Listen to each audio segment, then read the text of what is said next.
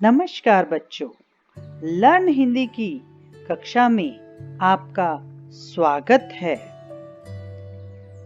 कल हमने पढ़ा था अनमोल रस्सी जो फूलते पंख नामक पाठ्य पुस्तिका से ली गई है।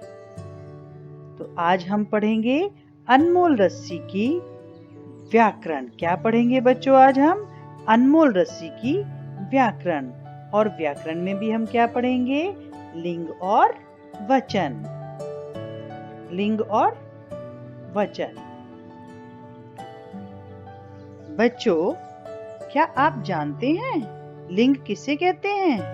नहीं ना? तो आज हम इन चित्रों के माध्यम से समझेंगे लिंग क्या होते हैं और उन्हें कैसे पहचाना जाता है। पहला चित्र आप देख रहे हैं, लड़का खेल रहा है, लड़की खेल रही है, यानी लड़का और लड़की दोनों अलग अलग लिंग हैं। अब वो लिंग कौन कौन से हैं वह हम जानेंगे अभी आगे। जैसे बकरा घास खा रहा है, बकरी घास खा रही है। तो बकरा हमारा क्या हुआ? पुल्लिंग, और बकरी हमारी क्या हुई? स्त्रीलिंग। लड़का हमारा क्या हो गया? पुल्लिंग, और लड़की हमारी क्या हो गई? स्त्रीलिंग। लिंग किसे कहते हैं बच्चों? लिंग आपने संज्ञा पढ़ी थी ना?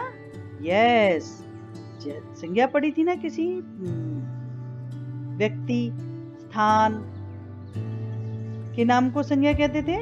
यस, तो जिस संज्ञा शब्द से, कौन से शब्दों से? जो संज्ञा शब्द हैं, व्यक्ति का नाम है, स्थान का नाम है या भाव का नाम है, किसी व्यक्ति की जाति का पता चलता है, जाति का पता चलता है, उसे क्या कहते हैं? लिंग कहते हैं। जैसे आप क्लास में पढ़ते हो ना, कुछ लड़के भी पढ़ते हैं और कुछ लड़कियां भी पढ़ती हैं। तो लड़के किस में आ गए? पुरुष जाति में, और लड़कियां किस में आ गई? स्त्री जाति में।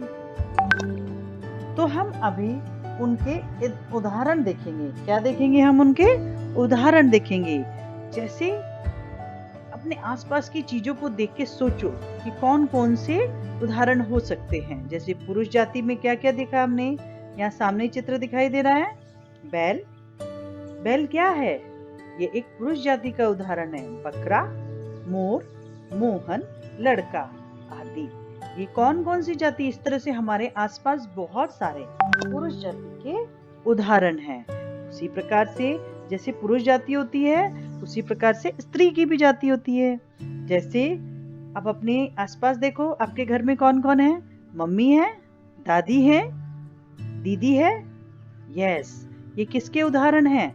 ये स्त्री जाति के उदाहरण है। जैसे इसमें चित्र में दिखाया गया लड़की, बकरी और गाय। अब बच्चों, लिंग आपने पढ़ लिया। पुरुष जाति या स्त्री जाति को हम क्या बोलते हैं? लिंग बोलते हैं। बट लेकिन लिंग के भी भेद होते हैं ना। हिंदी भाषा में लिंग के 2 भेद होते हैं, और संस्कृत भाषा में कितने होते हैं? 3 होते हैं। तो हम यहाँ पे क्या पढ़ रहे हैं? हिंदी भाषा। तो हिंदी भाषा में लिंग के 2 भेद होते हैं, पुल्लिंग, पुल्लिंग एंड स्त्रीलिंग। पुल्लिंग एंड स्त्रीलिंग। पुल्लिंग में पुरुष जाति का बोध होता है, और स्त्रीलिंग में स्त्री जाति का बोध होता है। अब पुल्लिंग का एग्जाम्पल भी तो देखना पड़ेगा ना। लड़का खेल रहा है, अभी हमने देखा था। लड़की खेल रही है। Very good. मुझे लगता है सभी बच्चों को समझ आ रहा होगा। अब हम ये हिंदी को ना खेल खेल में सीख लेंगे। पहला हमारा क्या है? लिंग पढ़ रहे हैं ना हम।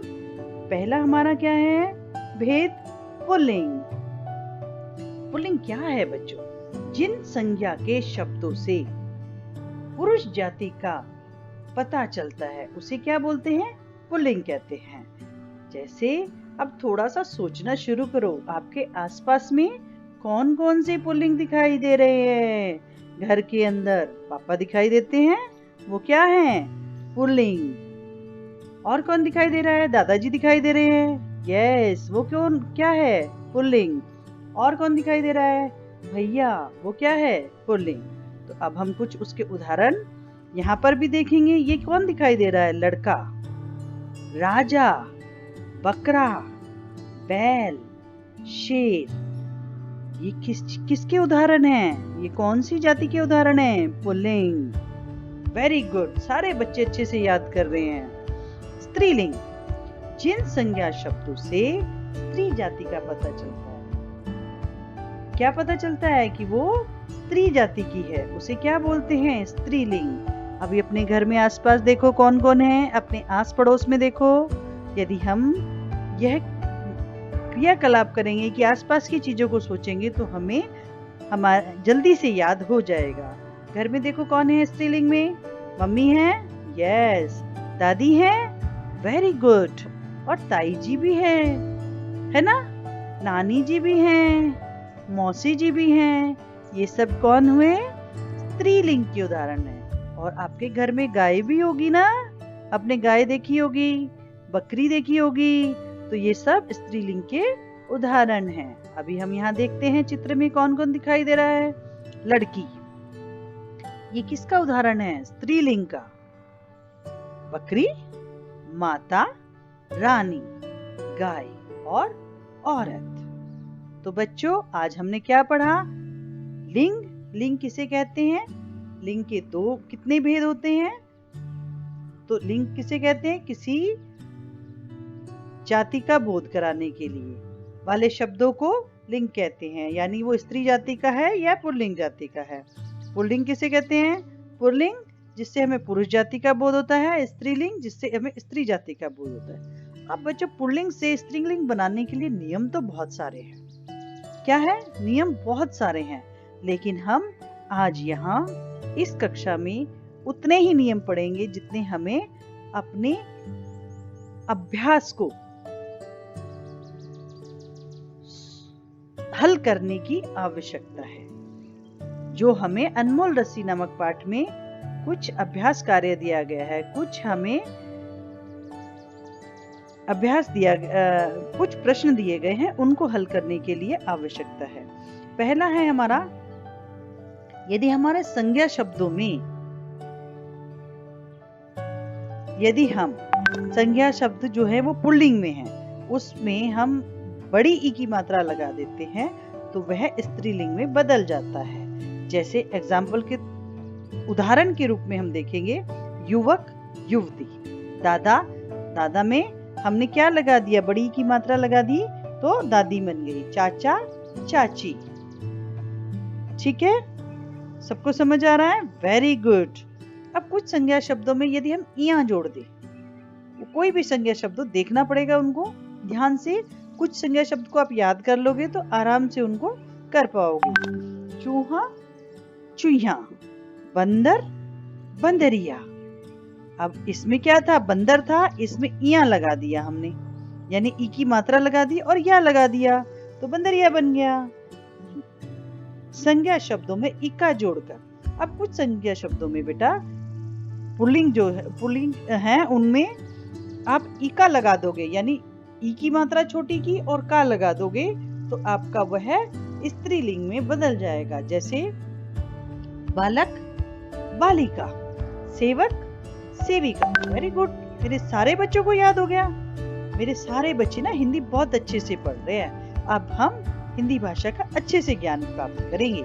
अब अगला नियम देखते हैं। कुछ शब्द ऐसे होते हैं जिसमें हम आर लगाकर भी पुल्लिंग से स्त्रीलिंग बना सकते हैं। जैसे शिष्य, शिष्या, छात्र, छात्रा। Very good. लेकिन कुछ शब्द तो मेरे ऐसे भी होते हैं जिनका रूप बिल्कुल ही अलग होता है, उनको हमें याद करना पड़ता है। जैसे सम्राट, सम्राज्ञी, विद्वान, विदुषी, बादशाह, बेगम। बादशाह बेगम आया था ना आपके उसमें अनमोल रस्सी में? हाँ। राजा, रानी, बैल, गाय, माता, पिता। तो बच्चों, आज हमने कुछ क्या पढ़े? पुल्लिंग से स्त्रीलिंग बनाने के कुछ नियम पढ़े।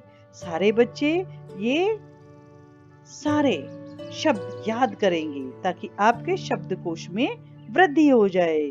तो अभी हम कुछ शब्दों को देखते हैं कि वो पुल्लिंग से स्त्रीलिंग में कैसे बदले, उनको हम याद कर लेंगे ताकि वो हमारे शब्द भंडार में आ जाएं।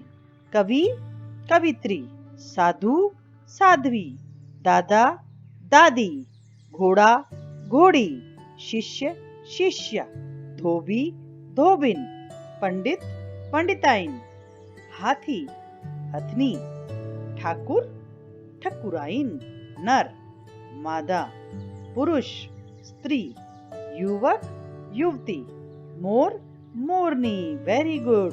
अभी सारे बच्चे इन शब्दों को याद करेंगे। बालक, बालिका, सेवक, सेविका, सम्राट, सम्राज्ञी, विद्वान, विदुषी, बुद्धिमान, बुद्धिमती, बादशाह, बेगम, सेठ, सेठानी, नौकर, नौकरानी, शिक्षक, शिक्षिका, छात्र, छात्रा, आदमी, औरत। वेरी गुड बच्चों। आज आपको क्या करने हैं, ये लिंग शब्दों को याद करेंगे। यदि कुछ लिंग शब्द याद कर लोगे आप तो आपको आगे के शब्दों को पहचानने में आसानी हो जाएगी। तो आज हमने क्या पढ़ा, लिंग, लिंग के भेद और लिंग के कुछ नियम और कुछ पुल्लिंग से स्त्रीलिंग कुछ लिंग के शब्द पढ़े।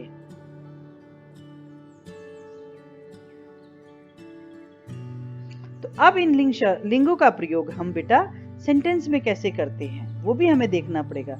हम खाली लिंग चेंज कर देंगे तो वो सेंटेंस हमारा सही नहीं होगा। तो हम कैसे करेंगे ये हम इन कुछ वाक्यों के द्वारा देखेंगे। जैसे आपने देखो, बकरा घास खा रहा है, यह सेंटेंस कैसा है, सही है। यदि हम इसको बकरा घास खा रही है लिखेंगे तो क्या यह वाक्य शुद्ध होगा, नहीं। तो हमें लिंग के बदलने के साथ साथ उसकी क्रिया को भी बदलना पड़ेगा। जब हम लिंग शब्दों का प्रयोग वाक्य में करते हैं तो हमें उसकी क्रिया भी बदलनी पड़ेगी। बकरी घास खा रही है, यदि हम लिखेंगे ये शुद्ध वाक्य है ना, यस। यदि ये वाक्य हम लिखेंगे बकरी घास खा रहा है, क्या यह शुद्ध है, नहीं। तो हमें इसकी क्रिया भी बदलनी पड़ेगी। इसी प्रकार से हम आगे के शब्द वाक्य देखते हैं। माली फूल चुन रहा है, मालिन फूल चुन रही है, नौकर सब्जी ला रहा है, नौकरानी सब्जी ला रही है, धोबी कपड़े धो रहा है, धोबिन कपड़े धो रही है। तो बच्चों आपको समझ आया ना कि जब हम वाक्य में लिंग का प्रयोग करते हैं तो उसमें हमें क्रिया भी बदलनी पड़ती है। तो बच्चों आपको इस चित्र में क्या दिखाई दे रहा है, इसमें एक लड़का खेल रहा है, दूसरे चित्र में एक से ज्यादा लड़के खेल रहे हैं। तो हम लड़का एक है या एक से अधिक है, यह किसके द्वारा जानते हैं, वचन के द्वारा। तो आज हम पढ़ेंगे वचन। वचन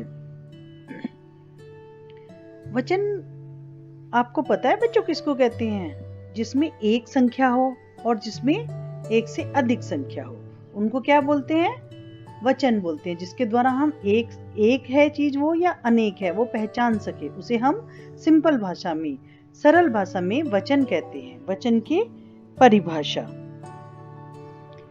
संज्ञा के जिस रूप से, आपने सबने संज्ञा पढ़ी थी ना, यस। संज्ञा के जिस रूप से किसी व्यक्ति वस्तु के एक या एक से अधिक होने का पता चलता है उसे वचन कहते हैं। जैसे वचन की क्या है, वचन के कारण हमें संख्याओं का बोध होता है कि वह संख्या में एक है या एक से अधिक है। जैसे कि हम इस चित्र में देख रहे हैं, एक लड़की खेलती है और लड़कियां खेलती हैं। इसमें क्या है, लड़की की संख्या कितनी है, एक, और इसमें कितनी है? लड़की की संख्या कितनी है? 2। तो इन्हें हम क्या बोलेंगे? लड़कियां। और जो एक में है उसको बोलेंगे हम लड़की। तो वचन किसे कहते हैं बेटा? संज्ञा के जिस रूप से किसी व्यक्ति वस्तु के एक से अधिक होने या एक होने का पता चलता है उसे वचन कहते हैं। अर्थात संज्ञा के जिस रूप से संख्या का बोध होता है उसे वचन कहते हैं। जैसे वचन के कितने भेद होते हैं? 2। वचन के कितने भेद होते हैं? 2। एक वचन और बहुवचन। एक वचन और बहुवचन। Very good. अब ये पहले चित्र में क्या देख रहे हो? कुत्ते की संख्या कितनी है? डॉग की कितनी संख्या है? 1। तो कुत्ता भौंक रहा है, इसमें एक से ज्यादा है, तो ये क्या हो गया हमारा? बहुवचन। कुत्ते भौंक रहे हैं। अब एक वचन की परिभाषा देखते हैं। हम इसको कैसे लिख सकते हैं कि एक वचन किसे कहते हैं? जिस शब्द के कारण हमें किसी व्यक्ति, वस्तु, प्राणी, पदार्थ आदि के एक यानी संख्या में एक होने का पता चलता है उसे क्या बोलते हैं? हम वचन बोलते हैं। अपने आसपास की चीजों को देखो बेटा, कुछ चीजें संख्या में एक होगी ना? Yes, very good. बहुत सारी चीजें हैं जिनकी संख्या में एक होती है। तो आज आपको क्या करना है? अपने घर में जो वस्तु संख्या में एक है उसकी क्या बनानी है? एक सूची बनानी है। अब हम देखते हैं कि हमारे चित्रों में क्या क्या है। ये क्या है बेटा? ये एक लड़के की फोटो है। क्या है? ये एक लड़का है। संख्या में कितना है? 1। ये कितनी है? लड़की कितनी है? 1। गाय संख्या में 1 है। पुस्तक संख्या में 1 है। मोर संख्या में 1 है। बकरी संख्या में 1 है। केला भी 1 है। चिड़िया किसकी फोटो है? ये चिड़िया कितनी है? ये 1। ये किसकी फोटो है? तोता। तोते की संख्या कितनी है? 1। ये मछली की संख्या कितनी है? 1। पत्ते की संख्या कितनी है? पत्ता कितना है? संख्या में 1। तो इनको क्या बोलते हैं हम? एक वचन। तो अभी हमारा दूसरा क्या है? बहुवचन। बहुवचन किसे कहते हैं बेटा? जब एक से ज्यादा कोई भी संख्या हमारी एक से ज्यादा है तो उन्हें क्या बोलेंगे हम? बहुवचन। तो आज हम क्या करेंगे कि अपने घर में एक से ज्यादा वो संख्या वाली चीजों की एक सूची बनाएंगे जिससे हमें बहुवचन को याद करने में सहायता मिलेगी। यदि हम इसको एक्टिविटी के थ्रू याद करेंगे तो वह हमें जल्दी याद हो जाएगा। तो बहुवचन की हम क्या परिभाषा है वह देखते हैं। जिस संज्ञा शब्द के कारण हमें किसी व्यक्ति, वस्तु, प्राणी और पदार्थ आदि की संख्या का पता चलता है, एक से अधिक होने का या अनेक होने का पता चलता है, उसे हम बहुवचन कहते हैं। अब आप चित्र में देखो, ये कितने बच्चे दिखाई दे रहे हैं? 2। तो इसको हम क्या बोलेंगे? लड़के। ये कितनी गाय दिखाई दे रही है? 2। तो इसे हम बोलेंगे गायें। ये कितनी पुस्तक दिखाई दे रही हैं? 5। तो हम इन्हें क्या बोलेंगे? पुस्तकें। ये कितने केले दिखाई दे रहे हैं बच्चों? 2। तो हम ये क्या बोलेंगे इनको? केले। ये कितने तोते हैं? 2। तो इसे हम क्या बोलेंगे? तोते। कितनी लड़की हैं? 2। तो इन्हें हम क्या बोलेंगे? लड़कियां। कितनी मछली हैं? 2। तो इन्हें क्या बोलेंगे हम? मछलियां। ये कितने पत्ते हैं? 2। ये कितनी बकरी है? 2। तो इन्हें क्या बोलेंगे हम? बकरियां। तो बहुवचन हम किसे कहते हैं बेटा? बहुवचन जिसकी संख्या एक से ज्यादा हो उसे हम क्या बोलते हैं?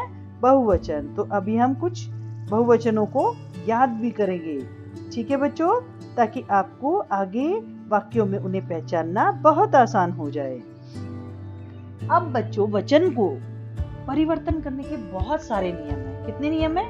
बहुत सारे नियम हैं। लेकिन आज हम कुछ ही नियम पढ़ेंगे जो कि आपके इस पाठ में, अनमोल रस्सी नामक पाठ में आए हुए प्रश्नों को हल करने में सहायता करेंगे। जैसे कि पहला नियम क्या है कि जो हमारे कुछ पुल्लिंग होते हैं, आपने अभी लिंग पढ़े थे ना, उसमें कुछ पुल्लिंग होते हैं, ठीक है, उनको यदि हम एक वचन से बहुवचन में बदलते हैं तो हम कैसे पहचानेंगे? यदि किसी पुल्लिंग के आखिर में आ की मात्रा है, कौन सी मात्रा है? आ की मात्रा है, तो उसे हम किस में बदल देंगे, जिससे कि हमारा वो क्या बन जाए, बहुवचन बन जाए। तो उसे हम ए की मात्रा में बदल देंगे। जैसे घोड़ा, घोड़े में आ की मात्रा है, यस, सबने देखा है बेटा। अब इसको हम यदि हम बहुवचन में बदलते हैं तो ए की मात्रा हम लगा देंगे। ठीक है, क्या लगाएंगे हम, ए की मात्रा। पत्ता, पत्ते को हम, उसमें भी आ की मात्रा है, बहुवचन बनाते समय हम उसमें ए की मात्रा लगा देंगे। दूसरा नियम हमारा क्या है, यदि शब्दों के अंत में ए हो, क्या हो बेटा, ए। हमने मात्राओं में सीखा था ना कि ए की कोई मात्रा नहीं होती, वो किसके साथ लगता है, व्यंजन के साथ लगता है। तो हम उसमें क्या करेंगे, ए की मात्रा और उसमें अंक की बिंदी को लगा देंगे। तो हमारा वो क्या बदल जाएगा, वो हमारा बहुवचन में बदल जाएगा। जैसे सड़क, सड़कें, बहन, बहनें। समझ आया बच्चों, वेरी गुड। अब हमारा तीसरा नियम क्या है, जिस शब्द के,